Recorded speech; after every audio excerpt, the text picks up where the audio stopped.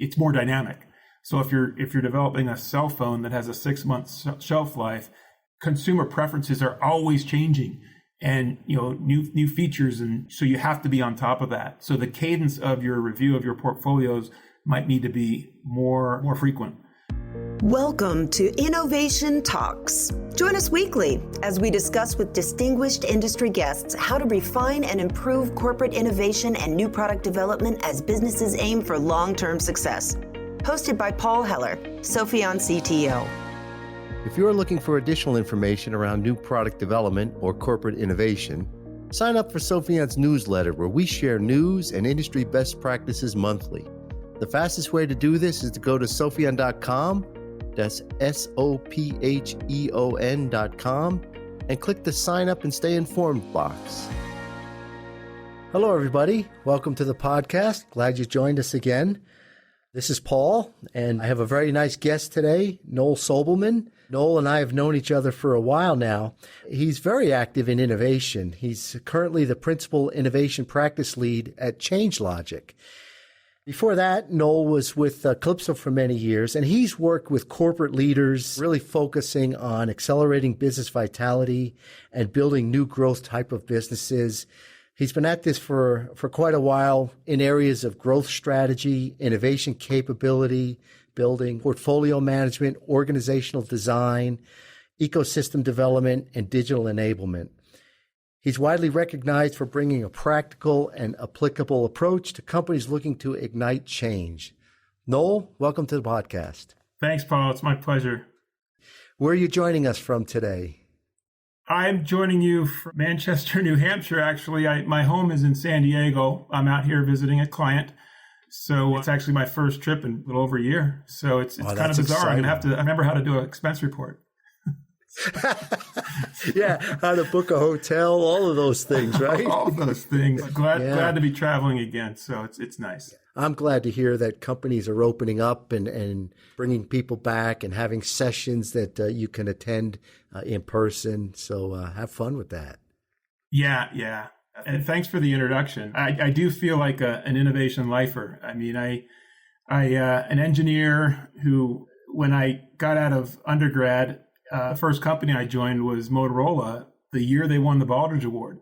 So I got thrust into this 6 months training program where we learned all about, at the time it was called total quality management, all the Boothroyd, Dewhurst, QFD, all the techniques that I still reference and find useful to this day, 30 plus years later. So a great start to my career there. Absolutely. I mean, if you're gonna learn quality, that was the place to learn it at that time. So it's pretty exciting. Well, I know you spend a lot of time with customers and you spend a lot of time talking about innovation. How did you get involved in innovation? Yeah, it really goes back to my roots as an engineer. I've always had a fascination with how products are developed. And I was an engineer, like I said, at Motorola, where I ended up in manufacturing, actually. And that was a great place to start for an engineer, because I got to, really got to learn, how important it was for engineers to think about manufacturability. But during those years, either as a design engineer or manufacturing engineer, I always had a fascination with how the broader business operates. So that's when I decided to go back to business school. And coming out of business school, I should say in business school, one of my professors was a former CTO of Corning, and he had a class called Innovation and Technology Management, which was I just love. And I went to a school that was 100% case study, so I just fell in love with the discipline around that time. And then I joined a consultancy that specialized in new product development. Now everybody calls it innovation, but at the time it was new product development, and learned a ton. And I did a stint back in industry, but it was always gravitated towards helping, whether I was in industry or advising companies, I always gravitated towards building the capabilities, building the processes, and helping companies to just get more effective at innovating. And so I did stints as a product manager, leading core teams. I mentioned I was in manufacturing, I was in engineering. So I've really touched a lot of the different functions. And the fact that innovation is so cross-functional, is inherently cross-functional, it really was a nice fit for me because either I like the variety that brings, and I've always thought it's an important part of growing a company. It's really that engine for growth. So just working in innovation allows you to really see all aspects of the business, and it keeps things very interesting. Noel, you mentioned innovation in manufacturing. So often we use the word innovation and we're thinking about products, but there's a tremendous amount of innovation that's just in manufacturing alone, isn't there? Absolutely. One of the industries I do a lot of work in these days is the semiconductor industry. Same thing. Really, you pick the industry. There's absolutely process innovation. It's not just about product, for sure. Now business model innovation, service innovation.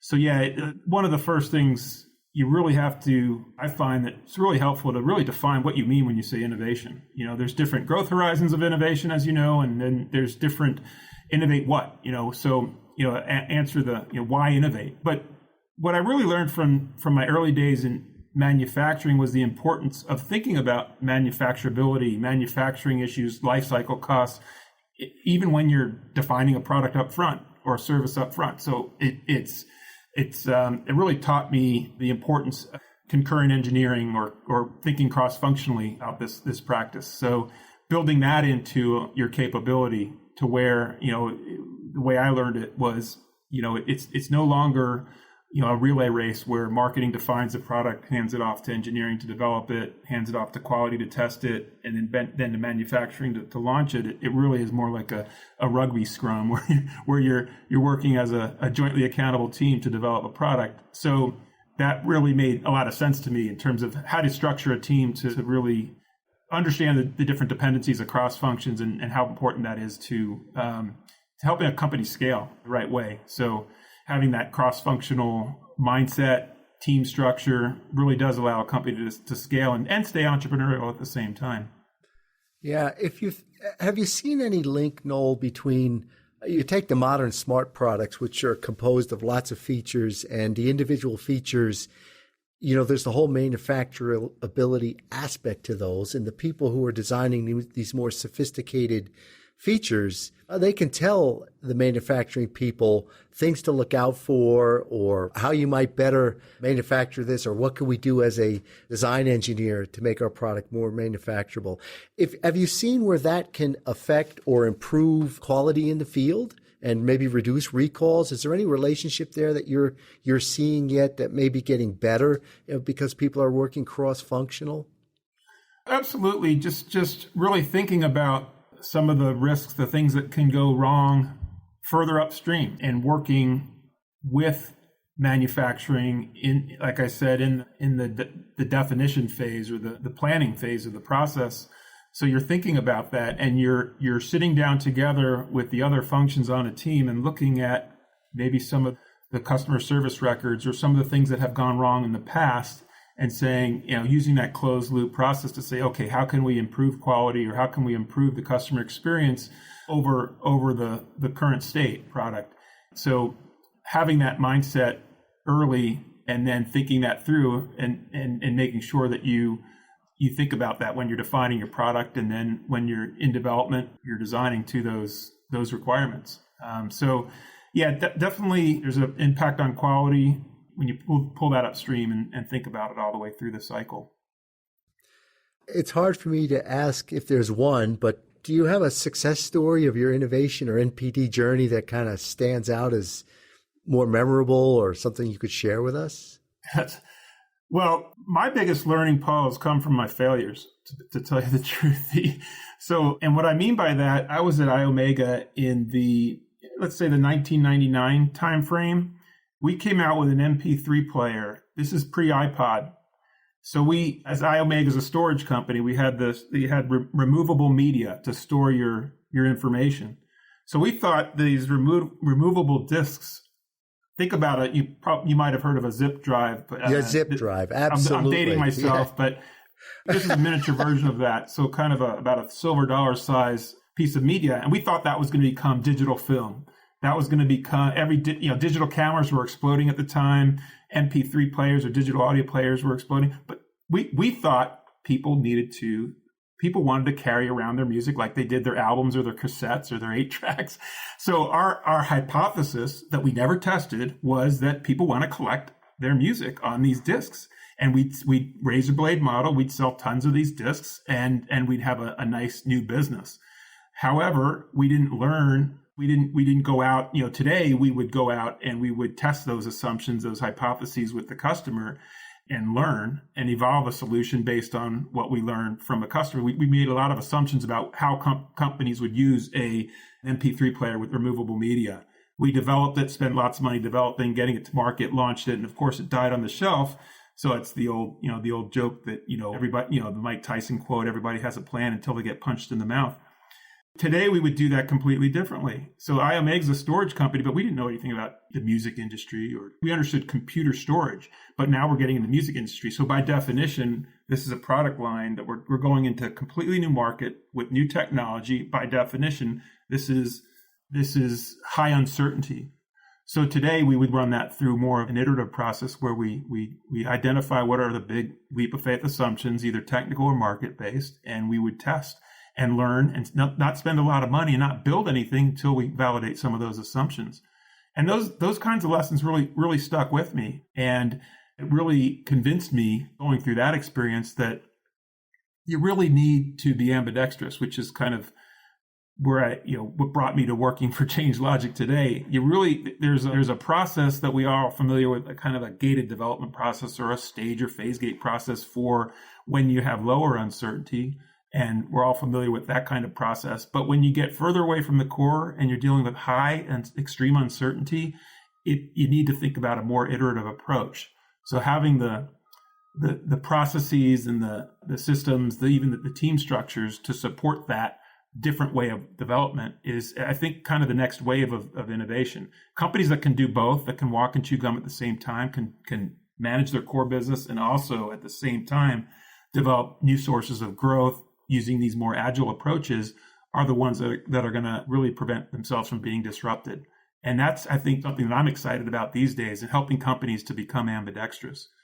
And the reason working at ChangeLogic is so fun, because the firm was started around those principles, the research of its founders, Sushman and O'Reilly. They've got 30 years of research under their belts, answering the questions, why is it so hard for companies to innovate? Why are companies getting disrupted? And they came up with this ambidextrous approach that I'm describing. So it's great to bring that to our clients and help them to manage in that dual system. Yeah, it really is so much more than just having a technology, right? There's everything else around it that has to fall in place to be successful. It's funny you mentioned zip drive. Just 3 days ago, I was rummaging through my desk at home, and I found 2 zip drives in the back of a drawer. And they were definitely related to Sophion in some way. And I thought, what in the world is on these? I have no idea. I have no way to recover it. I have no way to recall it. I was just recently did a couple blog articles on corporate memory, and I'm thinking, great, here I am living it. I've got this stuff and I can't retrieve it. So you wonder how much innovation is just sitting on those zip drives that you were working with way back when. You'd have to go to a museum to get the drive to recover your data. Right, and a computer that's capable of hooking the drive up to. That's the other part of the story. With the MP3 player I was describing, solid state memory was, I think it was like 10 times as expensive as our memory. And that the price of solid state memory dropped like a rock. So instead of being 25 cents a megabyte, which is what our value proposition was, a few years later, you can get solid state memory. And then, of course, Apple comes out and puts an entire hard drive inside of a player, and you can put 1,000 songs on your device. Completely different value proposition. So it's just an interesting case study in both the understanding the customer, how the customer will use your product, but also the technology and how that's evolving, where we did not see solid state memory dropping that price that rapidly. So we got disrupted by the technology as well as the market. Yeah, and I think that's great cautions for everybody who's doing innovation today, right? Let's have your eye out for that. Noel, I know you're doing an awful lot in portfolio management, and I'd love to just dig into that a little bit and get your thoughts on what's working, what's not working. What does portfolio management actually mean?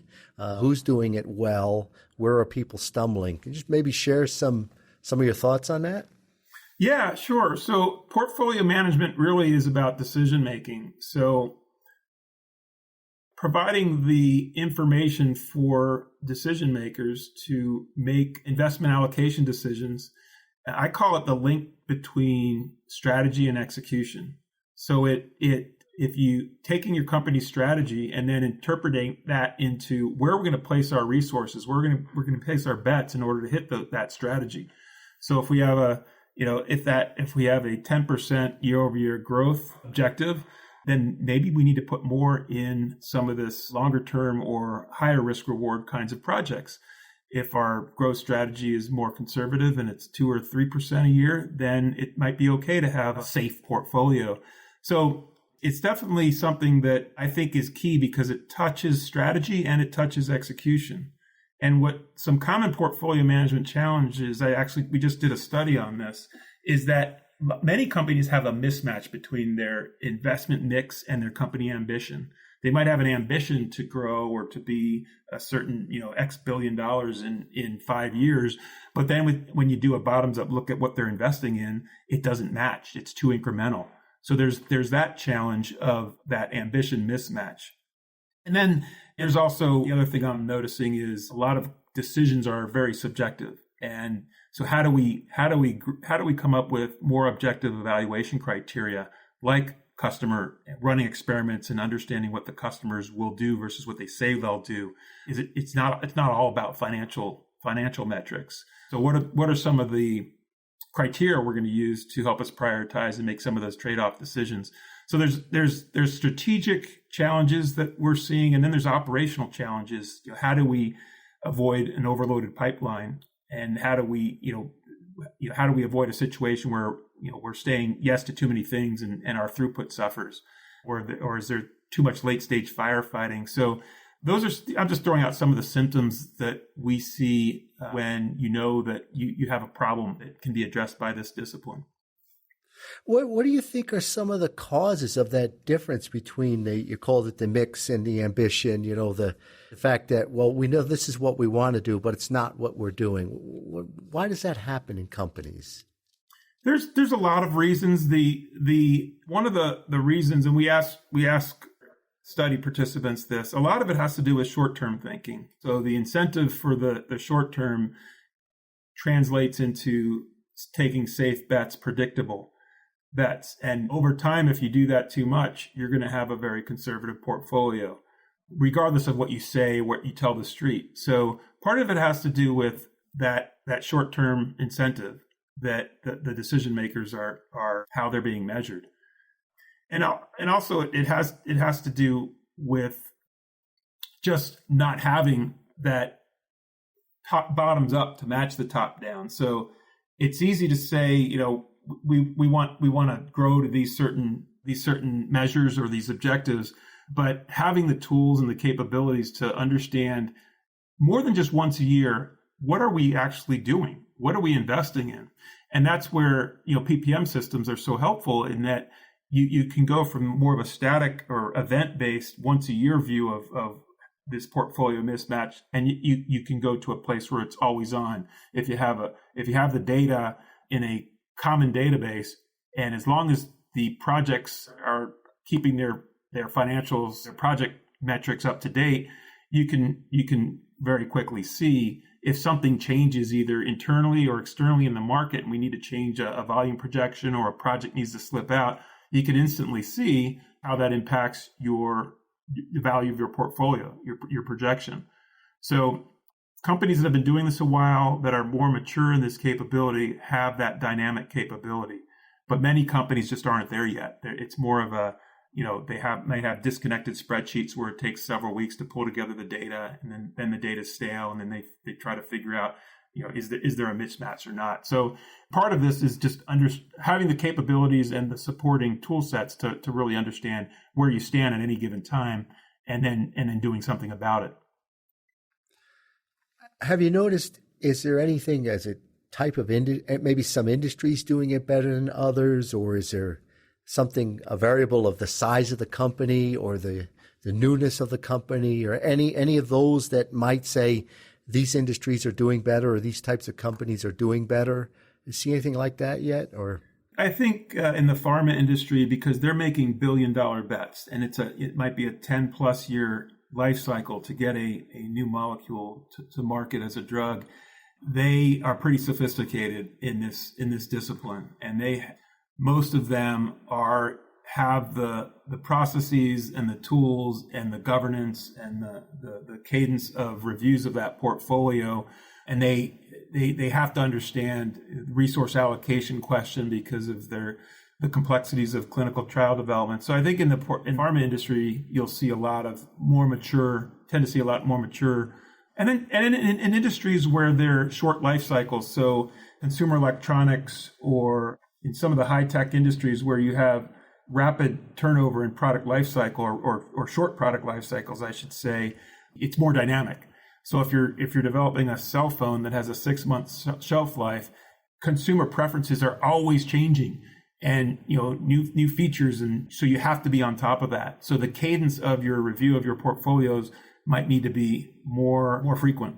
Whereas if you're building an ocean liner or a latest airplane, it's not as frequent. So I'm using some extreme examples, obviously, but so when you have short life cycles, or you're making big bets, and then those kinds of industries, you tend to see more sophistication in their portfolio management processes. Do you see companies from a portfolio management standpoint kind of slicing their budgets up in terms of, we're going to invest so much in big bets and so much in line extensions? Do they look at it that way, or is it type of innovation? How are they what are the lens into the portfolio are they using? Yeah, I think it's important to look at it by a number of different dimensions. So there's growth horizon. So how many short-term versus medium-term versus long-term using the growth horizons model to allocate investment. Some do it by geography. Some do it by technology. 3M's a classic example. They're going to invest in certain platforms that they can leverage. And then some do it by product type there's a number of different dimensions, which again is really that's your strategy. So, what's your mix going to be, and then what is it? What are you investing in? So that's where that linkage between strategy and investment and execution comes in. You need to decide up front, what is your portfolio structure going to look like? What are the strategic buckets you're going to invest in?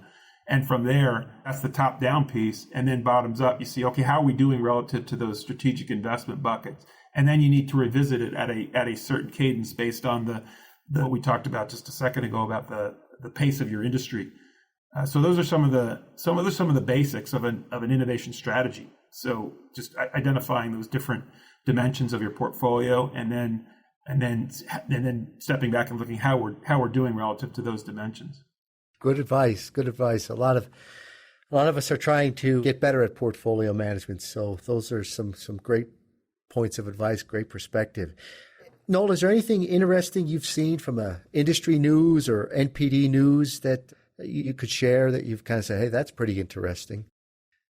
I'm definitely fascinated with how companies are handling this challenge of new growth.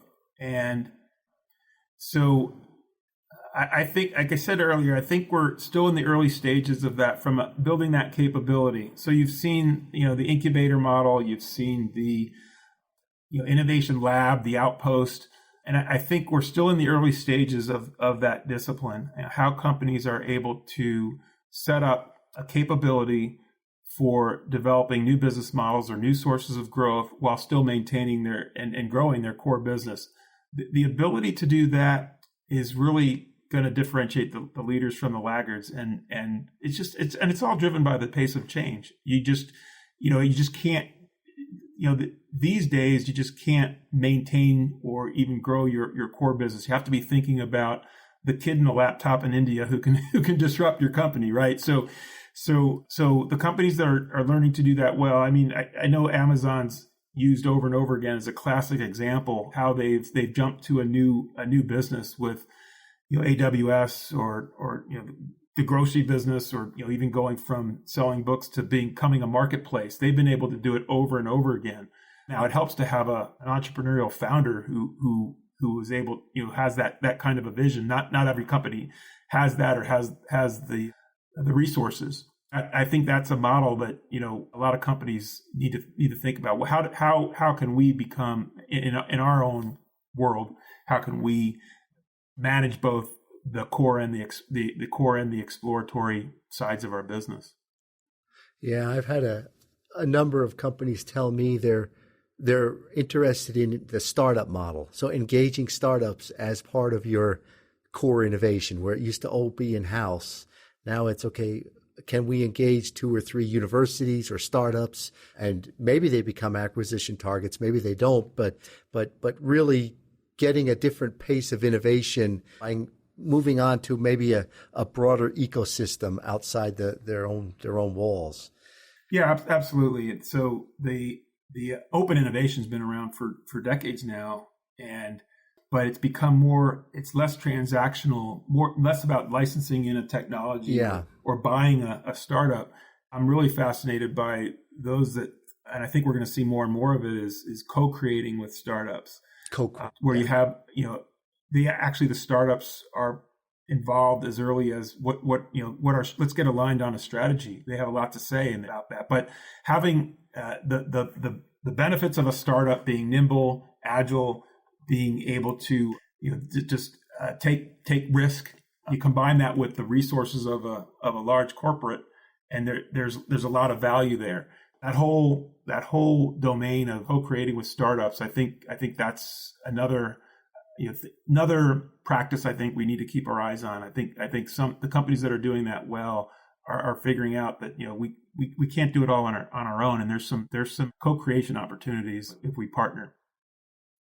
Yeah, and I know that we in Sophion are thinking about this as well, and I think there's business opportunities out there to find the right startups. If you're a corporation, well, how do you find ones to engage with given a given technology or opportunity? And I think we'll see a lot of people thinking and focusing and trying to help out, trying to connect the startups with the people, the larger companies who are trying to innovate. So I just know it's a very active area where I've been focused.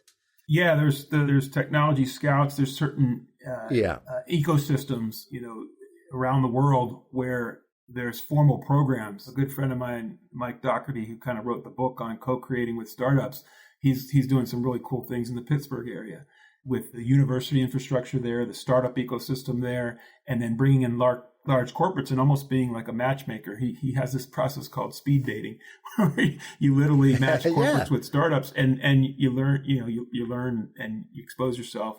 And there's even software that enables. There's several platforms I'm sure you're familiar with, Paul, that connecting companies with a well-defined problem. And is there a solution out there, or can somebody create a solution out there?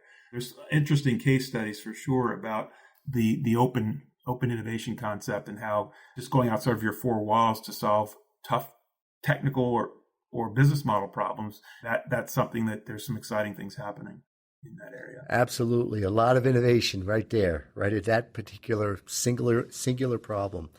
Well, Noel, just, one last question I would ask you is, where do you see things in 5 years? So, yeah, one area that is worth keeping an eye on is just this digital. It just becomes more and more prevalent. Digital, whether it be AI or machine learning, whatever form of digital, if it solves a customer problem, I'm just a big believer that you need to fall in love with the problem, not the solution. So there's more opportunities to solve some big problems because of some of the technologies that are available to us today. So whatever that brings us, I think, it starts with identifying what are the problems that are worth solving out there. And then you start thinking about, okay, what are some of the new technologies we can use to solve those problems? So there's some exciting things happening out there in that domain. Well, Noel, we could talk for hours. You have so much experience that I'm sure our listeners would love to hear, but I think we have to probably cut it for this time. I hope you'll come back some other time, because I think you've got so much more you can say. But I do want to thank you for joining us. Thank you, Paul. Enjoyed it, and absolutely love to come back and do a deep dive in any one of these topics. It was fun. Yeah, great. And if anybody listening wants to suggest some topics, we'd love to hear from you. You can certainly send us an email. The contact information it will come up in our closing comments. Noel, one last question. If people want to find you and connect with you, what's a good way to keep track of you and follow what you're doing? Yeah, LinkedIn's always a good way to track me down, and just send me a direct message over LinkedIn or at noel.sobelman@changelogic.com. There you go. Well, Noel, good luck on your continued customer session there. I'm jealous. I'm excited that somebody out there is actually on site with people again. Pave the way for the rest of us, because we're going to be right behind you soon. Yeah. No more virtual whiteboards. I was so excited to actually write on a real whiteboard today. So. Oh, gosh. Yeah. Yeah, that's for sure. And look people in the eye. See that you're connecting in a different way. All right, Noel, all the best. Thanks, Paul. And have a great day. And to everybody listening in the podcast, thanks for joining us. And we'll be with you again next week. Take care, everybody. Bye-bye. Thanks for joining us this week for Innovation Talks with Paul Heller. For additional information on today's topic, check out sopheon.com, SOPHEON.com, where you will find plenty of innovation-centric content and corporate best practices. If you'd like to discuss anything with Paul or would like to get in touch with the show, email us at talks@sopheon.com.